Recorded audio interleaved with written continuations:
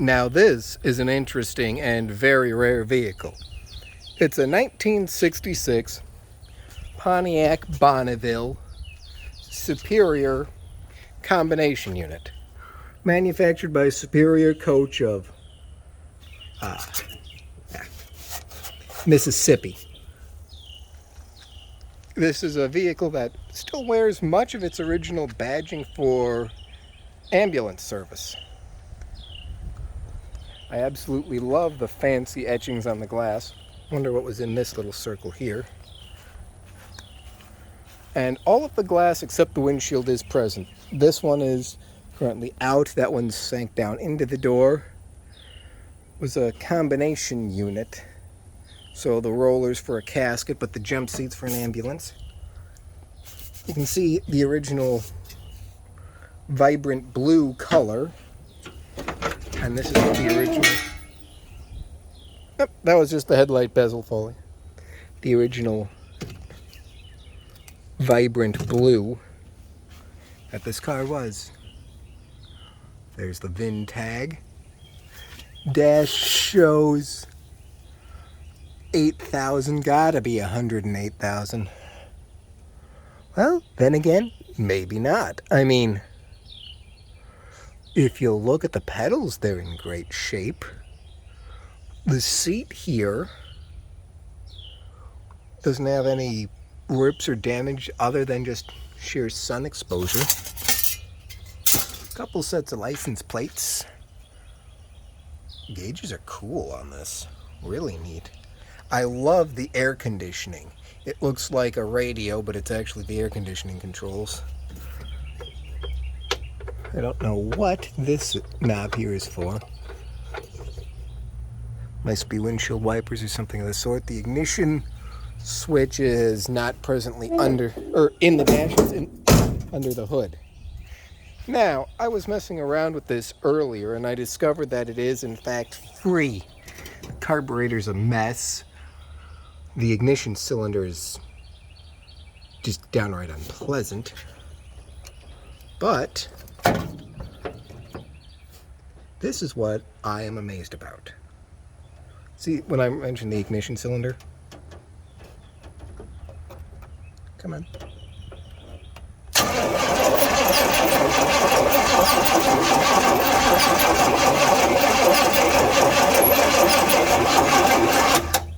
The motor cranks, so it's not stuck, it's not locked, it's predominantly original down to the single pot master. I would assume it's been repainted at some point just from the overspray on the hoses, but I'm honestly not sure. I don't know what was done with it, but the neat thing about this vehicle overall is the lines. It's a little bit smaller than most of your Cadillac coaches. Or at least it feels smaller to me. I can't exactly back up it being smaller in any metric right now before me, because, again, I just had this car dropped off in front of me today. So you're learning about it as I am. And bezel. That goes like that, right? Yeah, that's why that's on, because there's no screws. That can stay in there like that, but the hinges work surprisingly well. Biggest problem with it is the missing windshield, but otherwise, I love the aggressive look of this car. It's a very mean looking machine. What's interesting too on these, this is all fiberglass, so this won't rust, but the rot up in here is pretty bad. Let's see if we can move a few things around. These are heavy-duty commercial unit brakes. That's an old pillow of some sort. That's the window frame for the other side. Ugh, sorry about the cantankerous racket.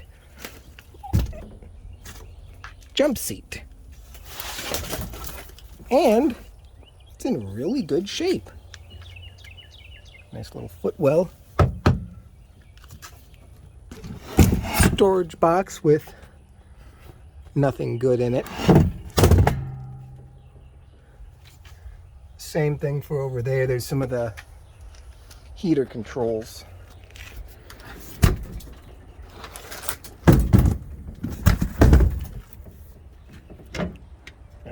Let me close this door. Yeah, the doors actually open and close pretty well on this. See? Mirror's decent. Now the outer handle does not work on the tailgate. Tailgate, rear door. I don't actually know the technical term for that. Stainless trim piece. The wood is mostly gone underneath. Roller assemblies are missing. Headliner is not good. Back compartment is pretty cool though. And more spots for lights. I wonder what all is missing from this. I think those are for the sides of the seats. I don't actually know what half of the components are, because like this I'm certain is not for this vehicle. But it's going to be a fun and interesting project to take a look at, that's for sure. Although on a neat note, look at these brake drums for a commercial chassis. That's the rear drum assembly itself. They are just massive, massive units. Now, I don't remember if this has one in it or two. I know there's two brake assemblies, but are there two drums? I don't recall. It's just incredible how large they are. When it's closed, it latches. And this is a feature I've never seen on another coach.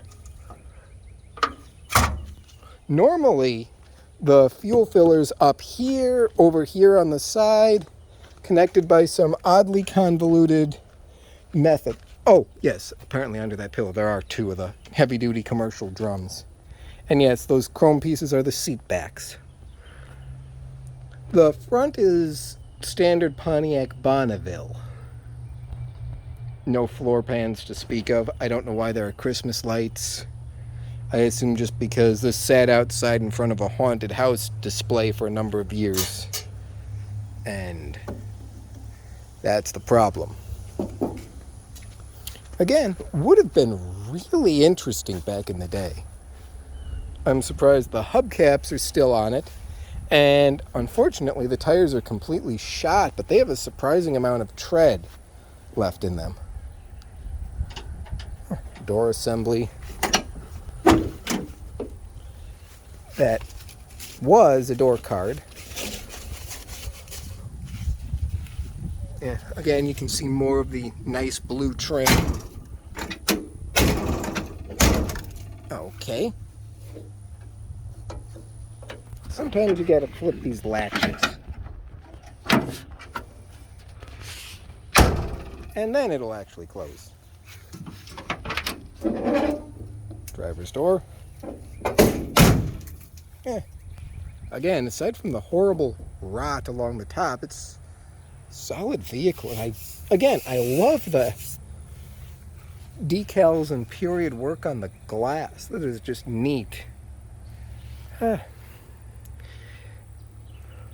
a shame it's sank so far. I mean, the cowl is completely gone. So that's a lot of heavy fabrication work.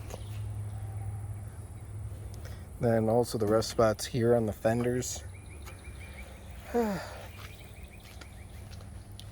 Be really fun to actually get something like this and put a... Oh, that's not a good sign. A GTO hood or front clip on it. Oh.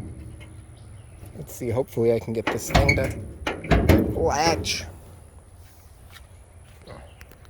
I have really got to get a better camera. There we go. Yeah, you heard the motor actually spins. As a factory AC car, which is fairly unusual in 66, there's still a decent level of coolant. The alternator is newer. Coil's newer.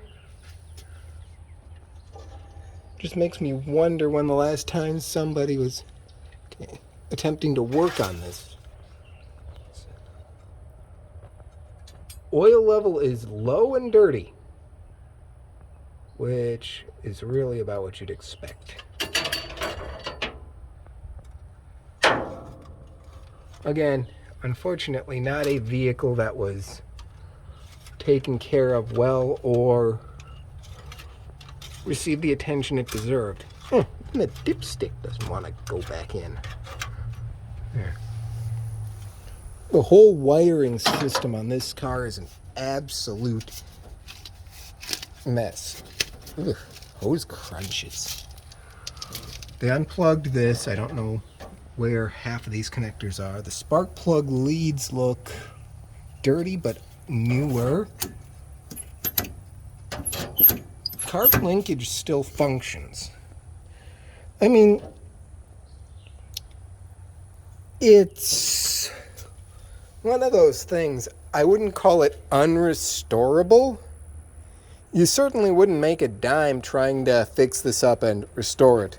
The market for a Pontiac combination unit just isn't there. At the same time, this would be a fun vehicle to just get running, get it comfortable inside, street sign floor pans, and use it as a rat rod. The only big issue is going to be... Okay, there. Hood latched that time. Ignore that. Hood does not want to go down in this corner. Good enough. But the biggest issue is going to be this cowl and the windshield. What to do about that? I mean, it's rotten all the way up. You can repair it.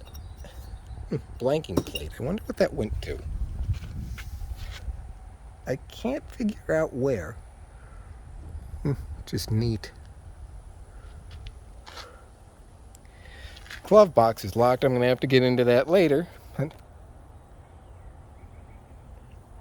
this is one of those classic examples of a car where you just don't know what to do with. So I appreciate any input or any advice, or if you've got something like it, let me know.